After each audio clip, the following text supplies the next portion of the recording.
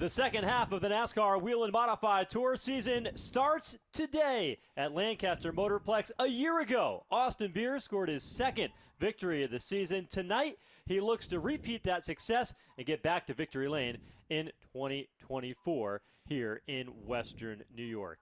I'm Joe Koss alongside Ben Dodge. Ben, it's a packed house here at Lancaster. The crowd has come out in droves for tonight's New Way Auto Parts 150, and this here race is an event like no other with fanfare like a National Series event. It certainly does. It's literally got it all the elements of the best when it comes to the NASCAR Whelen Modified Tour, and the fans have come out in full force. That's not the only story today. This is a special day, a tribute to one of the great drivers. It was a part of the history, and everybody was excited to come here. But old Mother Nature zapped us again. Rain delays forced the postponement, and you can see a lot of water there, but it's all dried up, and we are ready. The Titan is ready, and the field is ready. Different story here today, though, on how the starting lineup will be determined. Well, because of the rain earlier in the day today, the lineup was set by the NASCAR rulebook. It puts the current point leader, Ron Silk, on the front row alongside Justin Bonsignore. The teams did not go out and qualify, but they did get a short practice session. And how about those Catalano brothers? This time it was Tommy Catalano at his home track who led the short, abbreviated one and only practice session that we had here late in the day, only about an hour and a half ago. You have to wonder if that's going to affect what goes on here. You know the old story?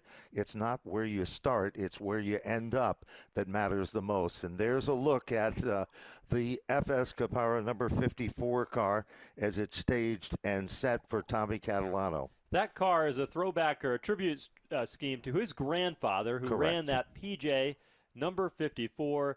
Pasty Joe, the two brothers that went to race many, many years, past 16 years ago, and he said this was the opportunity to bring that paint scheme out. Not the first time that they have run that car. They ran it a few years ago, and he thought at the hometown crowd, Tommy Catalano there, even wearing the driver's suit that they used to wear back 16 years ago. Pretty nice accomplishment and a pretty nice tribute. And, of course, it's great because it's in front of kind of what they would refer to as the hometown fans. You come off that big win for this team a week ago, the entire Catalano family, so much success with Trevor Catalano getting the victory, and they're now here at their home track, have the opportunity to showcase in front of all the hometown fans, and they've got a lot of people here. This family has raced here for 15 years. You come off of all that momentum, all that excitement of the victory at Monadnock a couple of weeks ago, and now they're in front of their home crowd. Here's how it went at Monadnock Speedway, the quarter-mile Bullring New Hampshire Motor Speedway. Ronnie Silk in the 16 car had the advantage in the late going, but some strategy came into play with late race cautions. Trevor Catalano and his team used strategy to get the win. A first-time win for him, and the second time we've seen a first-time winner this season. It certainly has, and ironically, it was at the same racetrack that the first-time winners had the opportunity. Jake Johnson was one of those individuals back in the first Monadnock race, and, of course, the young Catalano would be the winner then. Things are staged and ready to go. The sky is clear, and we are just moments away from kicking off this prestigious event, the New Way Auto Parts 150. Now, what's interesting here, and you can see it as the cars are staged here on the front straightaway, is this racetrack is very, very unique. This is a dual-purpose facility. Yes, it is. You see on the left-hand side that shiny part of racing surface. That is an eighth-mile drag strip here that makes up the front straightaway here at Lancaster Motorplex. And that's an interesting component because the surface of that is treated very differently. You see that shininess there. That's traction compound that they put on for the drag race cars. These modified guys have to transition onto that traction compound and off of it as they get down into turn number one. This racetrack is very, very unique on both ends of the racetrack. And while we talk on that, just so you know, they've got driver introductions happening at the track right now. Chris Wenson, who is a Buffalo Bandits National Lacrosse League guest announcer, coming in for driver introductions, and we'll pace through the different drivers here with you as he makes those introductions. But getting back to that racing surface, Ben, every corner is a little different. It's wide entry into turn one, and it narrows down as you get closer to turn two. You launch down the back straightaway. Turn three, that's where the passing zone is. Yes, it is. And in that passing zone there, you have to watch because the transition and a lot of speed and a lot of momentum begins right there. But as you said, there's not another facility or a track that these competitors will visit that have a drag strip on the front straightaway. Well, they've got drag strips, but not one like this. This is the real deal. And, of course, it is something different. And for some, this is their first opportunity ever to test their equipment with two different combinations of asphalt or prepared asphalt. And that's what we're going to see here today. There's a look at Trevor Catalano, winner last time out. We saw the highlight of his victory as he gets ready to strap inside his race car. Now, what's great about what's here at Lancaster Motorplex here this evening is the fact that they have gotten all the pomp and circumstance and the excitement. They've got a big stage set up on the back of a tractor trailer to be able to celebrate the drivers and their victory at the end of the night. We saw that in the Open where Austin Beers collected his winning check and trophy from a year ago. And they've also got just a packed crowd. The rain that came through here earlier absolutely drenched this racetrack, not too far from the Great Lakes here just outside of Buffalo, New York. But the fans have come out. This is a huge event. Now, there's modified racing up in this part of the country, but NASCAR only comes here once a year. The fans love it, and they have come out. They certainly do, and you're right. It only comes once a year, but there is definitely a huge amount of fan support. They say any racetrack promoter that if you have rain on the day of the event, it hurts the attendance. Well, this is another statistic at this particular racetrack that defies all of that. They've got a great crowd on hand, and the pomp and circumstance so deserving for the men and women of the NASCAR Whelen Modified Tour. And there, of course, you're looking at Ron Silk, the guy who is there giving the pumped-up fist. He is ready. He has the opportunity to be starting in the front row. And, of course, that front row is full of heavy hitters in this one. If you put the two guys together in the front row, you've got 5 wins this season alone. Yeah, and Ron Silk, really calm.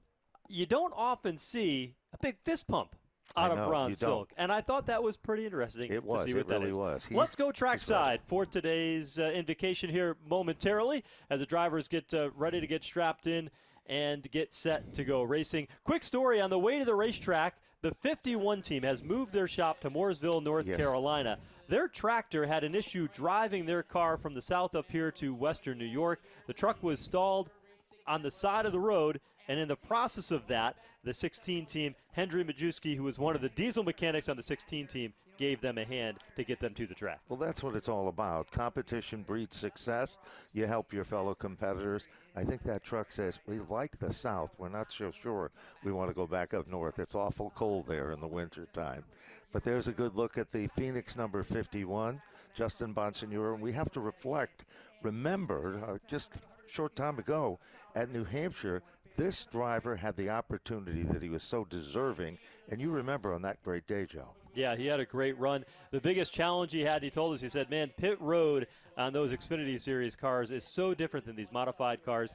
But he may not have an opportunity, he said, with the way the schedule, we're already deep into the 2024 season to be able to run again this year. But I think he's optimistic about an opportunity to get another chance in the Xfinity Series. He certainly turned a lot of heads, certainly put his name on the map. I mean, people knew Justin Bonsignore was great. Now it was his opportunity to go up and showcase that. And remember, he had no practice, no qualifying, started at the back of the field and raced his way solidly inside the race, led laps, finished, ran second at one point in time, and had a very strong finish as the race went on. Sure was. It was very convincing. A lot of people were watching and paying attention. And, of course, as we said before, he is extremely deserving.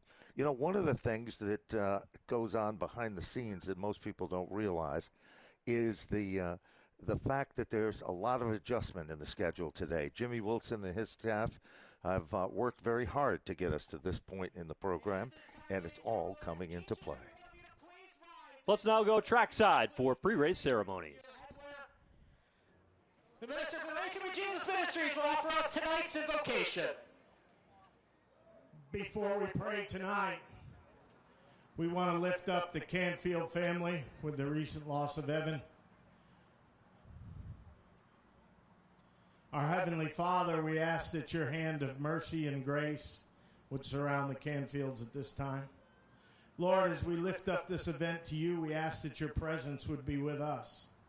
Lord, that you would look over us, you would protect us. And Lord, we enjoy a tremendous freedom in this country, but we wouldn't enjoy that without the men and women who sacrifice to maintain that freedom. Lord, watch over them, protect them, comfort their families. Lord, look to every fan here tonight, this facility, these drivers, these teams, officials, safety workers. Put your hand of protection on us. Guide us through this night, Lord, and see us safely home. For we lift up the precious name of our Lord and Savior, Jesus Christ. Amen. And please remain standing as Lancaster native Anna Hurd will sing the Canadian and American national anthems.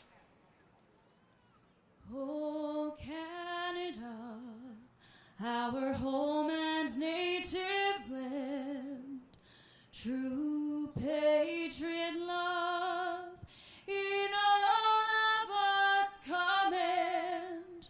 With glowing hearts we see thee rise, the true north strong and free. From far and wide, oh Canada, we stand on guard for thee.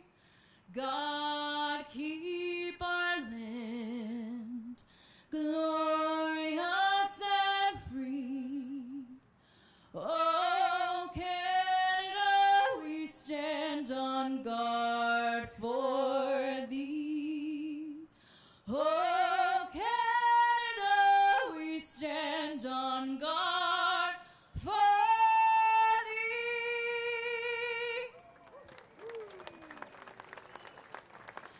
Oh, say, can you see by the dawn's early light what so proudly we hailed at the twilight's last gleaming, whose broad stripes and bright stars through the perilous fight o'er the ramparts we watched were so gallantly streaming, and the rockets red glare, the bombs bursting here and there gave proof through the night that our flag was still there. Oh, say does that star-spangled banner yet wave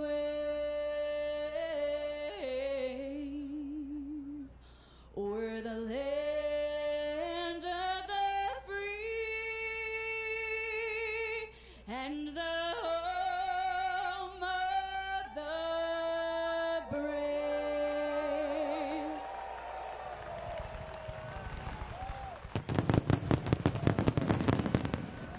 Anna Hurt with her rendition of both the Canadian and American national anthem from right here in Lancaster, New York. Beautiful job by Anna and her performance here today. Drivers are strapped in, crowd is ready, and the command just moments away from the New Way Auto Parts 150. Let's go trackside for the command. From giving the command, and we will fire these engines here this evening at Lancaster for the third running of the New Way Auto Parts 150. So if you look up off of turn number 4, here comes the Sheriff's Department. They are going to deliver the green flag here at the start-finish line.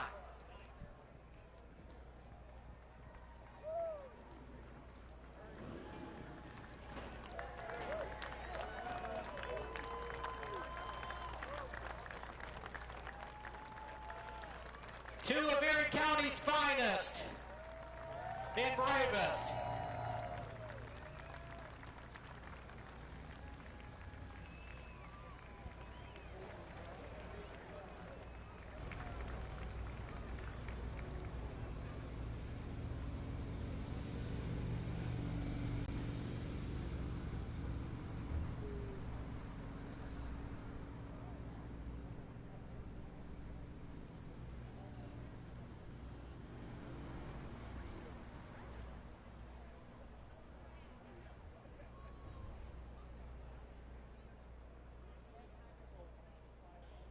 150 laps here around this big old half mile.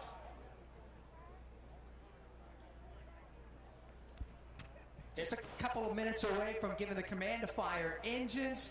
Don't forget, everybody, on lap number 93. Lap 93, it's a special lap, and that's something all of us are going to have the opportunity to participate on as we celebrate Tim Mangus.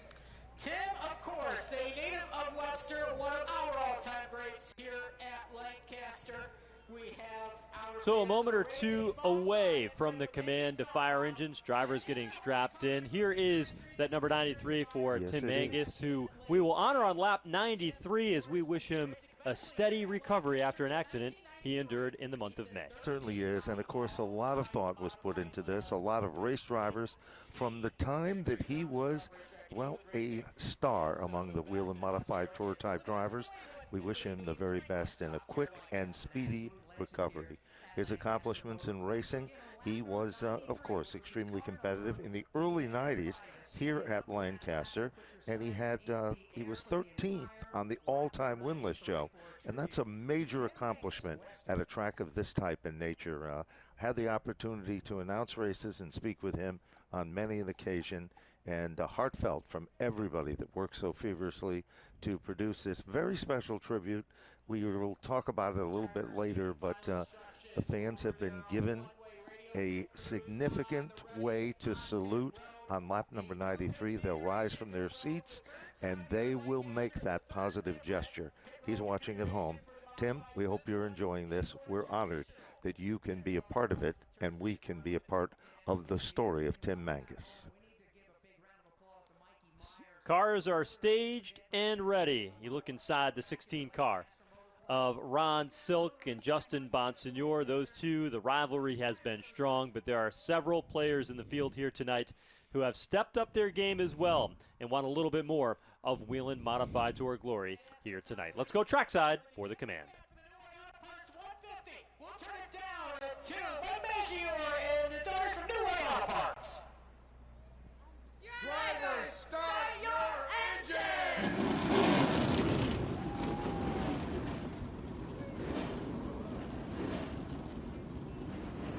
The NASCAR Whelen Modified Tour comes to life on the front stretch, aka the drag strip, at Lancaster Motorplex. Getting closer and closer, 150 laps. Steve, what types of things you're going to look for throughout the running? So the NASCAR Whelen Modified Tour have come to life here in Western New York, Lancaster Motorplex. The New Way Auto Parts 150. Green flag is coming up.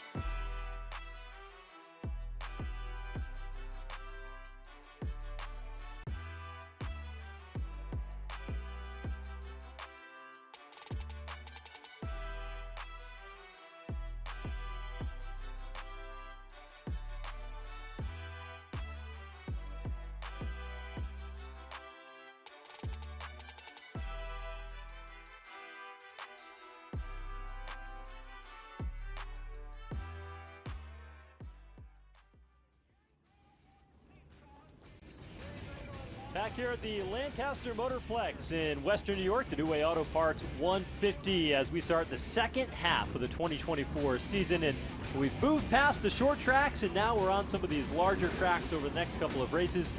Ben, these drivers have been eager to go racing here in outstanding pre-race ceremonies, but it's time to get down to business. 150 laps on deck. It certainly is, and the business today is we want to see if another individual will be in the winner's circle as a brand new winner, or will it be one of the same, maybe the big winners already this season. Let's take a look at the starting lineup. starting lineup today set by the rule book as qualifying was rained out. On the front row, the series championship point leader, defending series champion Ron Silk, two-time champion, will lead him around. Justin Bontour, three-time champion, will line up alongside. Row number 2 will look like this. Jake Johnson, the big winner already this season from Monadnock, will make up that row with one of the favorites here, and that, of course, is none other than Patrick Emmerling. Austin Beers will start fifth. He's a defending race winner. Kyle Bonsignor alongside. He's got 2 consecutive top 5 finishes coming into today. And then we go to the 4th row. Craig Lutz, who's long overdue to have success, looks forward to the extra distance tracks and the extra distance event. Trevor Catalano, hot after a victory. He's pumped up.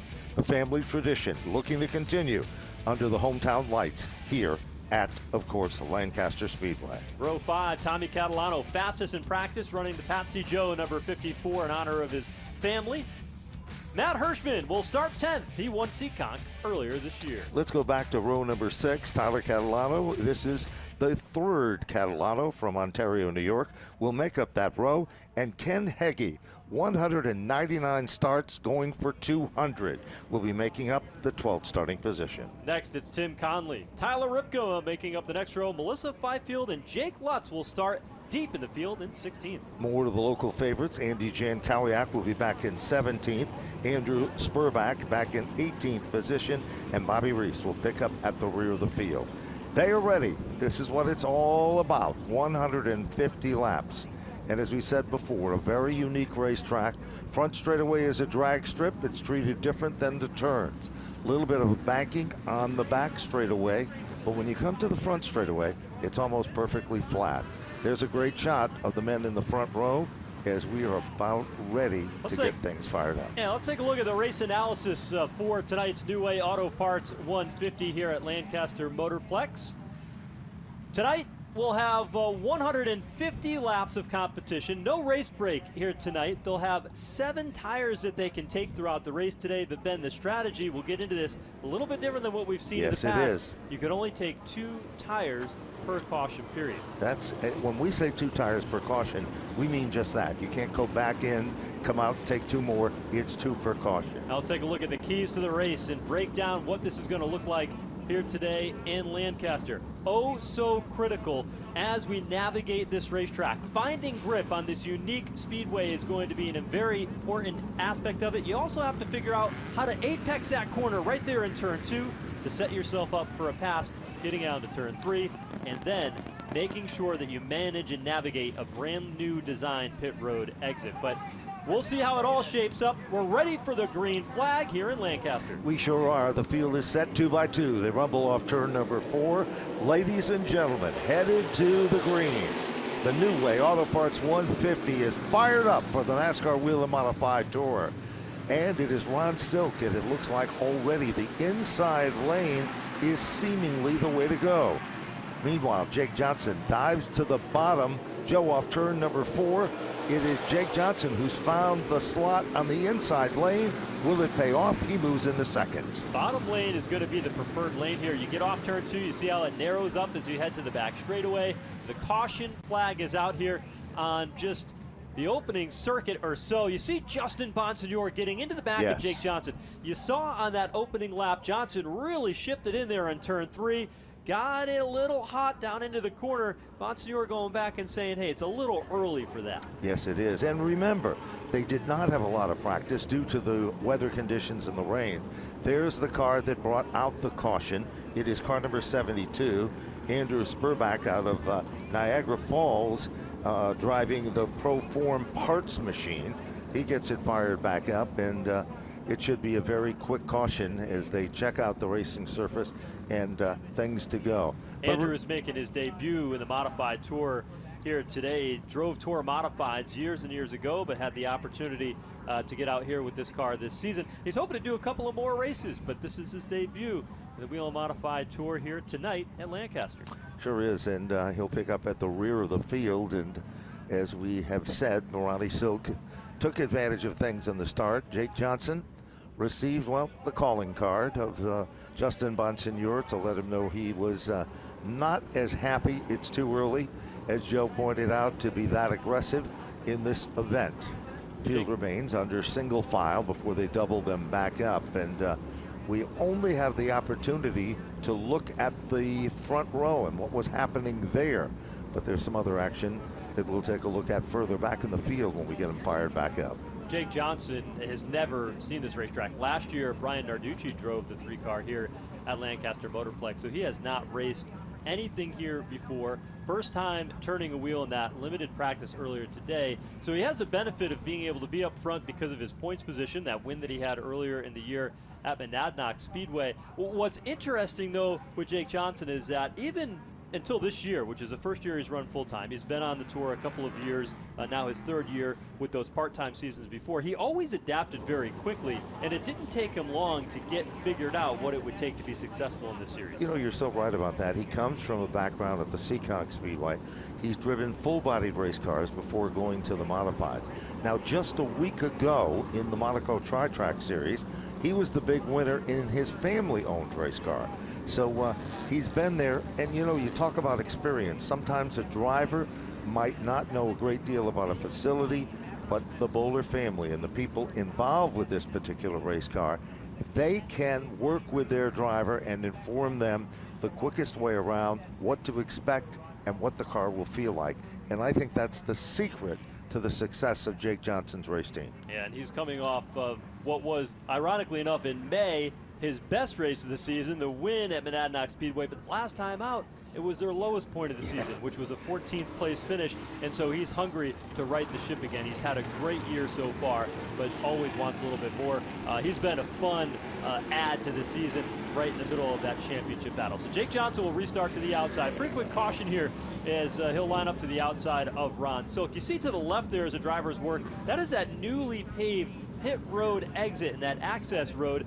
Mike Myers and the entire team here at Lancaster Motorplex have put a lot of effort. They painted all the walls. The facility looks completely different. They've added the extension of pit road, continually improving. So there's a proper pit road with the work they did last year and the work they did this year here as the race goes on. It certainly is. And of course, it's a very tight turn if you want to go down on pit road. But right now, we have a reset of the field. They call it rinse and repeat. They come off turn number 4. And this time, Silk takes advantage of things again. But for Bonsignore, he's on the bottom of the racetrack, and that's where they said you needed to be. Out in front of Silk, Bonsignore moves back in, and here comes Austin Beers. Remember, the last time the Whelen Modified Tour was here, Beers secured the victory in front of a bunch of local fans in support of him. You look at the success that they had last year, and now Beers, he goes to the outside after we talked so much about the bottom. You look at Austin Beers, though. He had 2 victories last year, the second of those 2 coming here at this racetrack. You come in halfway through the season now and a little bit disappointed, right? They haven't been able to get to victory lane just yet. He said, you know what, now's the time. If I've got a shot at making the second half of the season, I've got to be firing on all 8. I've got to step it up, and it has to happen now. You know, his dad had a lot of laps on this particular racetrack, and his dad told him he's got to be aggressive and up on the wheel from the beginning. All of a sudden, we've got a second caution coming out. It is for car number 10. That, of course, is Bob Reese out of Elma, New York. The ironlisting.com machine. He'll pick up and get it fired back up as well. He is considered a rookie on the Whelen Modified Tour, and this is his debut competing here in 2024. Kluth Motorsports helping put this car together. Another driver very similar to Andrew Spurback, who's hoping to run a couple of more races as the season goes on. Might even see him make the trip to North Wilkesboro and Martinsville before the season is over, but wanted to try to come out here at his home track. Interesting story there for Bob Reese, because he actually owns a 3rd mile dirt track that runs on Friday nights, Freedom Motorsports Park. And he is a promoter, and that doesn't give him a lot of time to work on his race car and get it ready. You've been in that business before, Ben, yes, and you know I have. what that looks like when you've got to prepare racetracks like this to be able to go racing. Sure do, but give him credit. He's out there, and he's trying to get some seat time and be a contender in all of this. Well, we saw in the last restart, Joe, that Bonsignore hugged the bottom of the racetrack. We began to talk about the importance of running on the inside. Then all of a sudden, the defending race winner, it was Austin Beers that quickly made the move to the top side of the racetrack. So there's the story there. It looks like our caution flag still remains out as the field is working, trying to keep some heat in the tires back and forth before we reset the field, and we'll be ready to fire it back up. There's the signal from the starter stand. Looks like we're going to go green in 1, and when the field crosses over, our lucky dog competitor moves quickly to the back of the field. Rows of 2, ready to get back at it. 138 laps to go in this event, and the 2 big dogs of the Whelen Modified Tour are setting in the front row, but just as hungry as the men in row number 2. And Lutz has moved from the 7th position to the 4th position, and he's done it in a very short period of time. Now look at how different this lineup is. A second ago, Jake Johnson in the 3 car was to the outside of the front row. Now he's on the outside of row 3. He got shuffled out of line pretty quickly, and now it'll be Justin Bonsignor up top. We'll keep an eye on it. Green flag comes out as they come back out on the main straightaway. New Way Auto Parts back underway here at Lancaster Motorplex, and it's side by side for the top position. Ron Silk in the 16 car running the bottom. Justin Bonsignor up top. And here comes Austin Beers, setting sail, getting a little bit down off the inside lane of the racetrack, splashing in a little bit of mud and water up as he did it on the bottom lane, and he's going to pay the price for it. Well, he tries to continue to guard the bottom lane, but the black Lutz number 46, the Riverhead building machine, continues to run on the outside. While that is happening, all of a sudden, Lutz, it's do or die time. He must make the move, or else the freight train of cars to the inside, little stutter step by the number 64 car of Beers, gathers it back, and all of a sudden the 22 got a little bit loose, and that of course is Kyle Bonsignor. Really impressive to see what Craig Lutz had done around the outside lane of the racetrack. This team has been on a slide the last 3 races. They've had finishes of 19th, 22nd, and 19 over the past couple of weeks, and that has certainly played not to their favor. Excuse me, 19, 22nd, and 12 over the past couple of weeks. They wanted to get things turned around, and he's much better on the big tracks, and this is one of them. It certainly is, and he's showing that right now. Also, you will see as you look a little further back in the field, you're going to see a competitor that has moved forward already, Trevor Catalano with car number 56. That car has been moving towards the front of the field. It is already into the top 6. So the strategy there is starting to come into play. You know how important a victory is. It keeps the driver pumped up. But at the same token, Joe, Jake Johnson's number 3 car is now starting to drift further back, and it's struggling. Let's go back to the front. Yeah, he's back in 7th. Up front, Justin Bonsignor, the race leader. Ron Silk in 2nd. Craig Lutz has kind of settled in a little bit. Austin Beers, Kyle Bonsignor have settled, and that's where you find the 56 car of Trevor Catalano riding there. Catalano family's got a lot of experience here, a lot of laps around this racetrack. On top of each one of those race cars, they're running the name of Evan Canfield, a photographer who passed away this week. And that entire family honoring him here this evening and looking to have another solid run in front of the hometown crowd. Certainly is, and they've got a tremendous amount of support coming from their fans because this is their backyard. There's a great shot down the front straightaway on that pavement that is part of the drag strip. Meanwhile, keep your eyes on car number 22, trying to make its presence known. Melissa Fifield on the inside of the shot there, and all of a sudden it appears that car number 18, that of course is the Heggie machine, if it was off the pace for a moment, then gathered it back up. We're still under green. Leaders work to the outside. There's the 32 of Tyler Ripkema, who's back in action after taking a race or 2 off this track. Fairly close to him, considering he lives in Owego, New York, further south from where we are here in Lancaster. There you see the 54, PJ 54, honoring his grandfather. And also we're looking at car number 1. That is Patrick Emmerling. Emmerling, of course, he too is a competitor with a lot of laps at this particular racetrack. You go back to the very first Whelen Modified Tour event that was held back in 2021. It was Emmerling who was the big dog. And we talked about earlier in the program, the story was pretty much the same for Emmerling as he tests his skills driving the truck circuit as well. Caution flag comes back out. It is for car number 72, Andrew Spurback.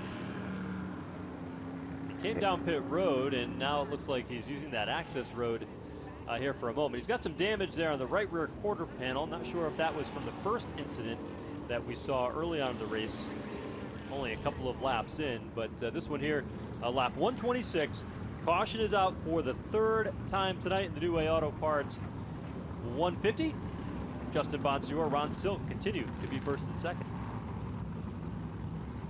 So as they continue to be first and second, I think the key here is to look back a little bit further and see in the competition, and you will see that there are some competitors that are just starting to settle in and develop what they call the rhythm, and that of course is like Kyle Bonsignor driving the Chalou performance car. Cam McDermott and company preparing that automobile. They do kind of triple duty. He prepares about 3 different cars in 3 different programs. Woody Pitcat is among the success stories that McDermott and his dad have, preparing the automobiles for the competition as well. So we haven't got that long period of green yet in this, the running of the New Way Auto Parts 150. And there you can see 64 car, Austin Beers, has, well, kind of settled back in. Beers is settling back under the yellow in the 4th position. Bonsignor, who is contending, Kyle Bonsignor is setting in 5th. Trevor Catalano, Jake Johnson, Patrick Emmerling, and of course Tommy Catalano and Tyler Ripkema round out the top 10. Let's talk a little bit about the difference in the rules that they've tried over the past couple of races for the Whelen Modified Tour, and will run for the balance of the tire change races. The first half of the season, it has been this way for many, many years, where you would get tires for practice, and then you'd get, call it 8 tires to be able to run the race, or 7 tires to be able to run the race. Right. It'd be a 4 set of tires that you start in qualifying, 3 tires that you could change in the race. And typically what would happen is everybody would come down, they'd get 1 pit stop, take those tires, and then that would be that, right? Well, they changed that around a little bit, where they said the start of the race, you get your 7 tires, the 4 you qualify with, a couple down on pit road, that you can use throughout the race. You can use them in any way you want, and you can change them when you go down pit road. So they could change as many as 7 tires on pit road. Now, that's a mix of practice tires and qualifying tires and different things. Some may be new. As they go through that, they've got the opportunity to come down multiple times, maybe twice, and get 2 tire changes. And it really opens up the strategy quite a bit and changes the dynamic of what can be done. Some of the teams take tires from home, which you're allowed to do for some practice. They're able to get tires here at the track. You see there's some 4 change tires that Phil Moran has set out for Ron Silk and his team. It looks like they're set up for maybe a 2-stop strategy, but that's very different than what we've seen before, and it gives them more opportunities to work on the car, and it also created the opportunity, I think, for Trevor Catalano and that team to play a different strategy game, give themselves a track position that they need with a fast race car, and win that race at Monadnock a couple of weeks ago. So true. And, in the past, everybody seemed to pit at the same point. It was kind of monkey see, monkey do. That's no longer the case. Strategy comes into play. Each individual team, 2 tires every time, and here we go. Back up to speed. And just like before, the inside lane seems to be the racy lane. Lapped automobile that was coming out of pit road comes right out in the neck of the fleet of cars going by. Meanwhile, it is the 46 machine that has worked its magic from the 7th position, trying to move into 2nd. It does it with ease. Austin Beers, Joe, he's stuck on the outside, and there's a conga line of cars on the inside lane. Well, he watched the 46, and Craig Lutz go to the outside. He said, well, maybe I can get that rolling as well. Lutz was able to now move his car into 2nd, but Austin Beers up top, trying to hold off Trevor Catalano on the bottom. The DeLange family and the team that Eric Beers' dad ran for, and Austin had a lot of experience here. This is a racetrack that he feels very, very comfortable with, and he feels that he has an edge, an advantage when they roll into Lancaster. But right now, his car not as sporty as it looked at the end of last year's race. Certainly is not, but don't let that fool you. There's still a lot of time left to go in this one. But as you can see, he's on the outside, kind of hung out to dry, as the 56 of the big winner from Monadnock makes the move, Trevor Catalano, and right there with him is Jake Johnson. Now, Jake Johnson, just a few laps ago, was up front. Same thing that happened to Beers happened to him. He got shuffled back on the outside, said enough of that, and moved to the bottom of the racetrack. Currently, Beers is in 6th, Johnson is in 7th, and Patrick Emmerling is setting at 8 with car number 1. Everyone's been pretty quiet so far today. Trevor Catalano able to move up a position to work around the Andrew Spurback machine, who's down on the bottom of the racetrack. He's had a tough go of it so far in his debut here in the NASCAR Whelen Modified Tour. Up front, though, Justin Bonsignore leading the way. You know, you look at the way this season has played out, and typically Justin Bonsignore and Ryan Stone and this entire team put a big premium on dominating the race. They like to be able to go out, control the pace of things, be out in front. You look at his laps led this year. He's only led 167 laps. Now, you go back to a year ago, he had several more laps. You compare that to what Ronnie Silk has in his team. He's near a career high in laps led this year. That team has been pushing, controlling races. And Justin Bonsignore, that 51 team, they know they've got to do that if they want to win races. You were so right, and being well aware of that, on a track like this and a day like this, a lot of different things can come into play. But right now, Bonsignore is continuing to hold on to the magic. You're looking at the 3 car of Jake Johnson. That car is back in the 5th position. Meanwhile, all of a sudden, Austin Beers trying to work over or follow, whatever the case may be, in Trevor Catalano's number 56 car. That's a battle in the bottom of the top 10. But there's no question about it. Here is that battle we've been talking about. And directly behind Beers is that number 1 car of Patrick Emmerling. Joe, remember at the start of the season, that car was considered to be a house car for the old LFR combination with Robbie Fuller. Things changed. The chemistry was not there. The Grasso brothers are involved with it now, and a lot of good people behind the scenes. That car has been a bridesmaid, but has never been able to marriage, so far, victory lane. Today could be the day, and this is the track that it all could happen on. And a lot of it, as a caution comes out here, 111 laps to go, the 4th of the evening here. And this time it looks like it's the 32 car in trouble for Tyler Ripkema. And what a heartbreak for that team is they were really looking forward to running this one here. They were strong last year. They certainly were. You know, they're the guys next door in the Musco Northeast machine. Whenever they show up, they have a good run. If you look very closely, you can see that the left front wheel of the number 32 car, it's either picked up some rubber or something has went awry, because now it's heading down a pit road, and you can see he's trying to make that sharp turn, and the car just doesn't want to do it. I think something has happened with the left front, and yes, obviously it did. As he comes to stop, 2 wheels headed in the wrong direction, not the right direction. Yeah, so Tyler Ripkema down on this pit lane. Crew will try to repair those tie rods to get that car attached where both wheels pointed in the same direction, but this is going to be hard for this team to be able to recover from as he turns that wheel to the right. You see the teams down on pit road. Now, what'll be interesting here, we talked about that opportunity to come down and get tires a couple of different times. You know, this year, 109 laps for the finish. We've seen a lot of stop and go, short runs here so far. Maybe some of those teams running the bottom half of the top 10, starting to get to that period of time where maybe you come down and make some adjustments and try to gain some of that track position while you've got the opportunity. You know, I just want to mention that the old saying, they say silent but deadly coming to the front of the field. Well, car number 00 started in the 17th starting position from Tonawanda, New York. It is Andy Jankowiak. Now, the list of accomplishments of Andy Jankowiak on a budget is absolutely amazing. He has worked his way up to the 10th position, and he competes in the ARCA event as well. Joe, we're looking at the field as we're still under caution here. A lot of those cars in the back half of the field have decided to come down pit road and make those adjustments as we thought might happen. So they've come down the pit lane, see if they get some tires now, see if they can get some adjustments and get those cars improved. And that's something just to pay attention to here. Lap 42 into the race, 108 to go, and among them on pit road, 64 car of Austin Beers. Yeah, surprisingly enough, that was definitely not a scheduled stop. There is another one of the Catalano cars heading back out in the competition as well. Let's go down to pit road and Jesse Punch.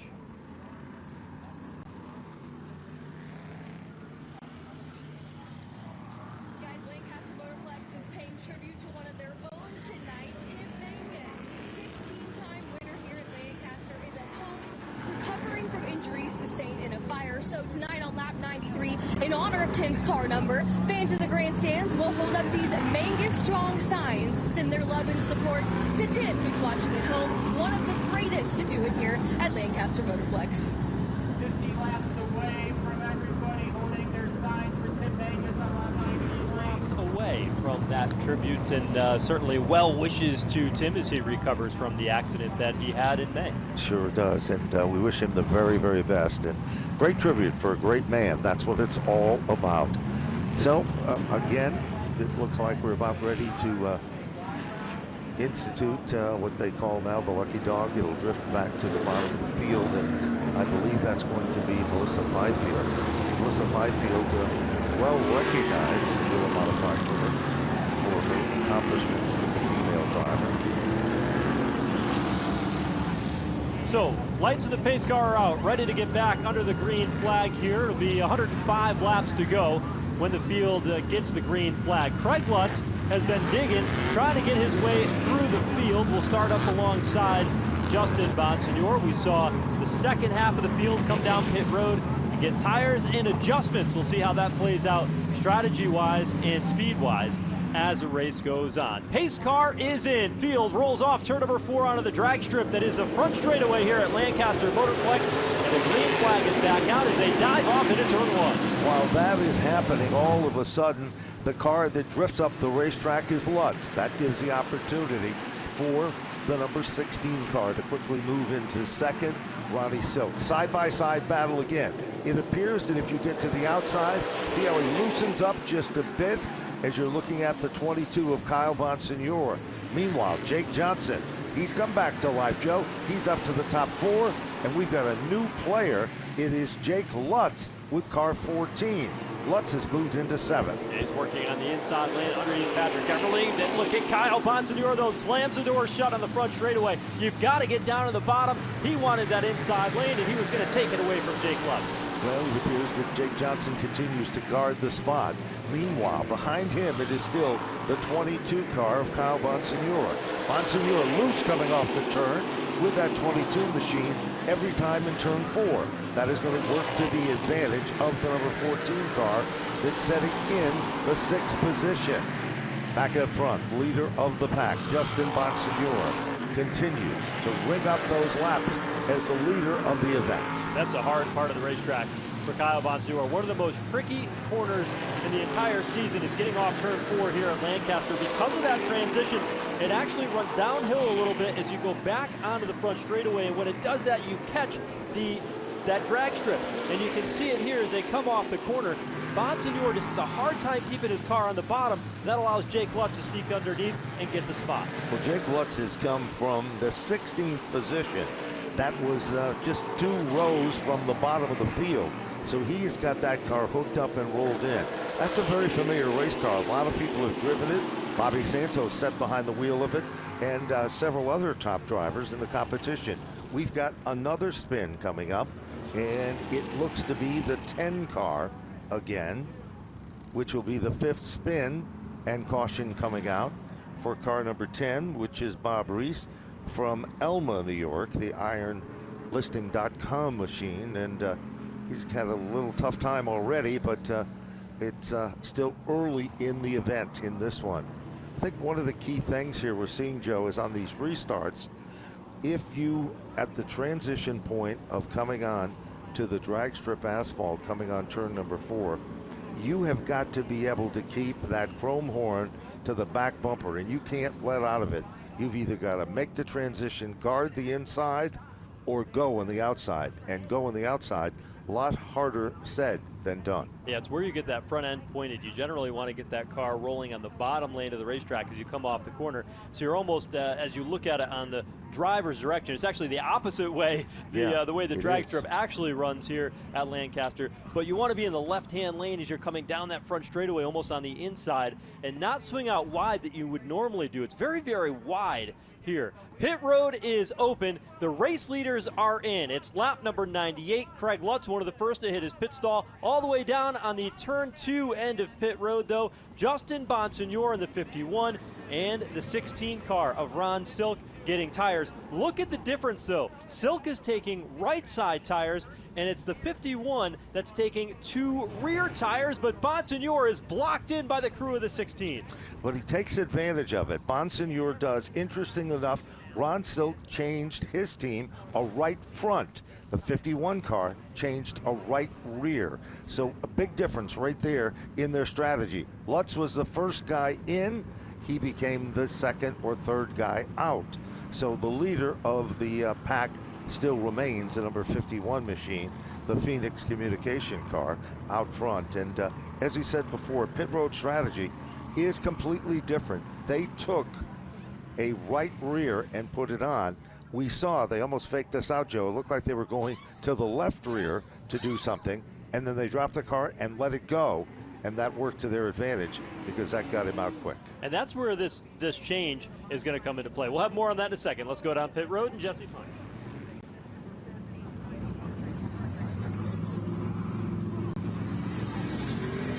That 51 of Justin Bonsignor won that race off of pit road. Now, a few cars elected not to pit, so he will not restart there at the front. Justin, a two-time winner already this season, sits 8 points behind the points leader, Ron Silk. But he's pretty confident here, having 2 top 5 finishes in the last 2 races. A strong finish tonight could help him in that points battle for the championship.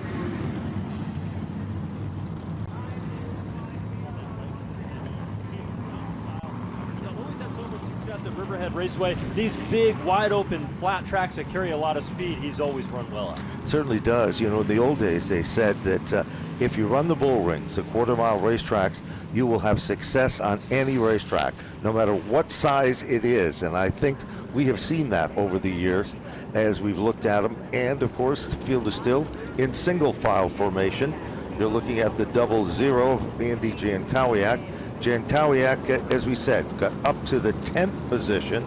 Then with the pit situation, that puts him a little bit further back until we get the reset of the field, and then we'll be set to get him fired back up. Surprisingly enough, Joe, we have had cautions. They have all been for minor spins. There has not been any severe situations, and among them, of course, a lot of the individuals that don't have a lot of track time on this racetrack, and Mother Nature was a key ingredient to all of that. Yeah, not a lot of practice played out here today. Let's take a look at, though, how this shaped out. Remember, at lap, 42, we saw cars come down pit lane. Of some of the cars that came down pit road included Matt Hirschman, Austin Beers, Andy Jankowiak. Those 3 cars will start towards the front, along with Ken Hagee now inside the top 4.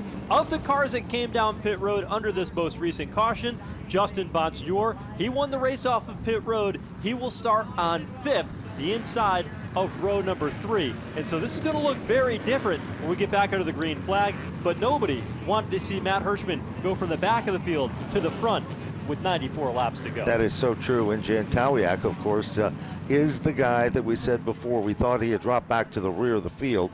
We did not realize that was not the case. Back up front, it is Hirschman in command, but on the outside is Austin Beers. Remember, Beers came in and made an adjustment. Car goes way up wide in the center of the turn there.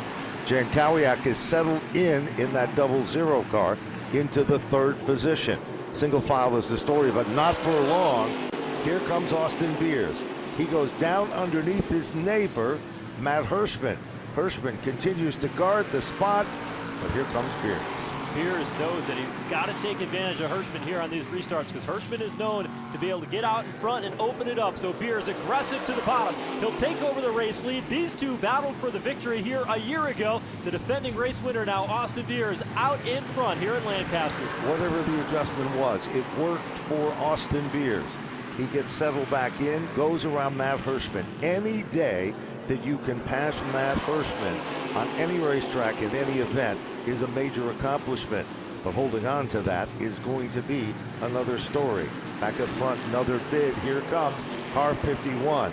Jankowiak, who got up to the 2nd position, now gets shuffled back to 3rd. And guess what? Here comes Old Blue, Jake Johnson, with car number 3, also among the top 5 cars. So Bonsignor up to 3rd. Jankowiak now with that strategy starting to fade through as Jake Johnson goes to the back bumper of Jankowiak as they come up off turn number 4. He gets him a little bit loose. You saw that wiggle out of the 00 in the Mendoza-owned 00 that happens to operate out of the original Richie Evans shop here in Western New York. Yeah, that's a unique story all by itself. It's also teamed up with the folks at Spafco, so it's a little different combination than perhaps everybody else, with the exception of Jake Johnson has. They build their own as well. 22 of Kyle Bonsignor, threading the traffic rather nicely, is back up to the top 6, and he now starts to work over Jankowiak. Key with Jankowiak, he stayed out.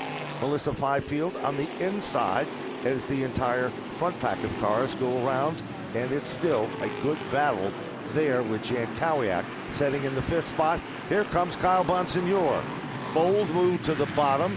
Jankowiak left the door open, and Kyle Bonsignor will move in and pick up position number 5. That's a textbook pass here at Lancaster. You set him up off turn 2, you dive underneath. Craig Lutt said, hey, Kyle Bonsignor, great job. I'm going to sneak under and follow your tire tracks and see if I can get underneath Andy Jankowiak as well. Now the battle for 2nd might even be the battle for 3rd, because Jake Johnson looks in the rear view mirror, and Kyle Bonsignor, his car was evil in that first segment, but after they came down pit road, Cam McDermott must have tuned that up to Kyle Bonsignor's liking, because that car is continuing to show a lot of speed and is moving forward here as we get deeper into this run. We sure are. We just had a shot of the number 1 of Patrick Emerald, which is running in the 8th position. He's trying to close up the gap on Jankowiak. But right now, we go back with Kyle Bonsignor, Jake Johnson, and of course, directly in front is Matt Hirschman in this 4-car bid. And that, of course, that 4-car bid is for position number 3. Johnson running a little bit lower through turns 1 and 2. Bonsignor saw that look again, almost tried to set him up in the exact same way he did with Andy Jankowiak. If he can get that car turning up off turn number 2 like he did before, that's going to be a pretty powerful position for that 22 car. It certainly is, and as we said, it was really loose before, but it seems like a different race car since the adjustment was made on pit road. Jake Johnson nipping at the back bumper of Matt Hirschman. Hirschman on that last restart got off to a good start. There's the door. It opened, but as quickly as it opened, it closed. Kyle Bonsignor is there, sticks the wheel down beneath the line, gathers it back. He's hungry, Joe. He's trying desperately to get up and contend with our 4th place car, which happens to be Jake Johnson in the 3 car. When he got down underneath the apron part of the racetrack, that's that new pavement that they had put down as part of that new pit road. You can see that access road. Here comes Bonsignor, another textbook move off turn number 2. He's got that corner figured out. He'll sneak underneath and move into the 4th spot. So Kyle Bonsignor up to 4th, directly behind Matt Hirschman. You go up a little bit further, we're not going to take our eye off the race leader. Austin Beers has it. Justin Bonsignor is starting to close in ever so slightly. Certainly is, and this battle now, as car number 3 continues to try to hold out of Jake Johnson in the 5th spot. Back up front, Austin Beers continues to set the pace as he continues to work his magic at the front of the field. Meanwhile, here's that battle we've been looking at for several laps. Kyle Bonsignor is able to reel in on Hirschman, but getting there and completing the pass is completely 2 different situations here. Especially with Matt Hirschman, one of the toughest guys in the series to pass, but certainly the quickest car it would appear on the racetrack is that 22. Look at the drive this time he gets off through turn 3 and 4. That was the part of the racetrack that he was struggling with before that pit stop. Heel. It sure was, and now he's got something, and that adjustment has made a huge difference as he continues to try to close up the gap on Hirschman. Hirschman setting in the 3rd position. The margin between 1st and 2nd is 0.6. That seems like an awful lot, but in reality that will change as things settle in. This is one of the longer runs that we've had so far, Joe, and that battle still raging as they come up, and it appears that now Hirschman is able to pull away by a little bit as he works his magic there as well. A little bit of lap traffic up ahead, and Matt Hirschman is starting to close in on the 51 of Justin Bonsignore. Austin Beers may not be as quick as he was earlier because everybody, second, third, and fourth that you see in your frame right there are closing in on Beers as he navigates some of the lap traffic. Andrew Spurback slow to the bottom lane. Leaders will have to go to the outside. There's no question. Definitely, that's the story. And as there is the Emmerling machine, it was challenged by Lutz directly to the bottom of the racetrack. In your frame is car number 16. That, of course, is Ronnie Silk. Meanwhile, look what's happening with lap traffic. It's become a problem for Jake Johnson. They are almost 3 wide as Patrick Emmerling made the move trying to get around this lapped automobile. They touch. Car 10 goes around and almost gets clipped by Ron Silk. Well, that's one way to get around a lapped automobile. Contact between Patrick Emmerling and Bob Reese sends Reese spinning, the 3rd caution of the night that he has been involved in, and now the 6th of the evening, this time for a spin off turn number 4 after contact with Patrick Emmerling. You know, that was a tough situation there. Watch to the left of your screen. The 10 starts to loosen up. Emmerling does make contact, has no way to avoid it. Watch Silk.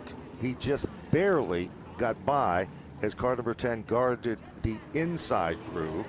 And all of a sudden, for the 3rd time in 6 cautions, car number 10 has been a factor, having a little bit of a problem getting adjusted and used to things here. Bob Reese has his car rolling once again as Austin Beers leads the way. 69 laps to go. And will we see anybody else come down and make some adjustments in strategy play? And whether or not that will become a factor here. Beers has shown his strength. He's out in front. He's got control of the race. Can he manage that and fend off some pretty quick race cars that are sitting right there, 2nd, 3rd, and 4th? You know, on the last restart, we saw almost a group of cars that made adjustments, pitted, being able to do things they couldn't before that pit stop. Their strategy coming off the turn, back down on pit road. We've got a couple more cars in. One of the Catalano cars, the PJ 54. They're working on the left front of that car. Driver behind the wheel and communicating and so forth with it. Obviously, you look at the front chrome horn of the car. There was definitely some contact made there. We might not have caught it, Joe, but it did happen. You can see the damage. Yeah, heartbreak for the 54 car. Tons of damage on the bumper. Race leader is on pit road. He's going to bring Matt Hirschman down with him. Here comes Austin Beers, his 2nd stop of the day. He's in his pit stall. Looks like they're going to go around and change 2 right side tires on the 64 of Austin Beers. It's exactly the way you called it. Right front and right rear. They're not making any adjustments as we're looking at so far. No round of wedge, no checking of anything, just a right front and a right rear. Good pit stop for the A team as they get him back out. A little frustration on one of the crew members. Here comes Matt Hirschman, car number 60 back out. And of course, Austin Beers will follow. Jake Johnson, the number 3 car, was the 3rd car in your frame as they come back out in the competition. So a little bit of a shuffling of the deck, and that will give the 51 car of Bonsignore the opportunity. Now remember, Bonsignore, when he pitted, they did a right rear. They did not do any other tire on that. Let's go back though. Remember, the rules were different when we went to Monadnock Speedway. It's the first time we saw this where you've got multiple tires you can change in any combination that you want to do. You can only take so many per caution.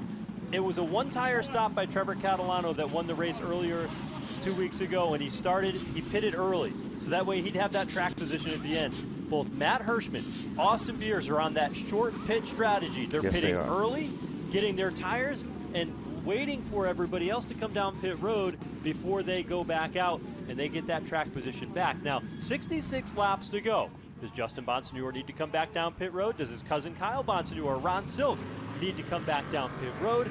That's the question and the gamble that they just made with the 64 car in the 60. Certainly is, and that strategy is really what it's all about. Remember, they can move tires front to back, back to front. They can do that. That is almost unheard of in a situation like this. Meanwhile, the 56 car, after that victory at Monadnock, Trevor Catalano, he is also working his magic in the top 4, currently shown in the 4th position. Lutz, meanwhile, sets back in position number 5. And just to be clear on the tire situation, the number of tires that these teams get to use on race day is the same. That hasn't changed at all. Never changed a bit. Right. The difference is that NASCAR has allowed them to use them in the way that they wish to use them, right? So the same tires that they always got at the trailer on race day, everybody gets the same amount. It's not unlimited. It's just the options that they have is kind of unlimited because they can use pretty much anything that they desire throughout their inventory that's allowed. They sure can, and of course, the whole concept of that was to keep the cost within structure and to provide some really competitive, great racing for the race fans. Take a look at the front chrome horn on the number 14 car of Jacob Lutz. It is about a 90-degree angle, and the Lutz machine is up to the top 5. There it is. Some heavy contact there, and it is not what they were hoping for, but he's still going to give it a valiant run. 2x2 ready for the action to kick off once again. This time, a pair of Bonsignors in the front row. Will Kyle have enough giddy up? Spins the tires just a bit. Justin maintains the lead. Here comes Ron Silk, bottom shot, car number 16. But while that's been happening, Kyle Bonsignor tests the waters, and Joey doesn't want to stay out there for long. Some contact was made. Looks like we've got another caution. I think the 10 car, Bob Reese, is stopped at the entrance of pit road, and that's why the caution is out again. A little bit of contact between Ron Silk and the 22 of Kyle Bonsignor. Bonsignor knew that he did not want to get stuck in the outside lane. He had to get to the bottom, and he was trying to send it in there and get ahead of Ron Silk, and that was a risk he was trying to take. And there was a bit of contact when they got into the corner because Silk wanted that spot just as bad. Yep, you got to give him credit, though. He did test the waters. It was just for a second. He realized he couldn't do it, couldn't stay out there, and he quickly changed his strategy and moved to the bottom of the racetrack, currently setting in position number 2. Let's go back and look at the 14 car of Jake Lutz. He's running back there in the 5th position. This car last year was driven by both Bobby Santos and Chuck Hosfeld. Earlier this year was driven by Ryan Newman and Bobby Santos. Ryan Newman drove it at New Smyrna Speedway.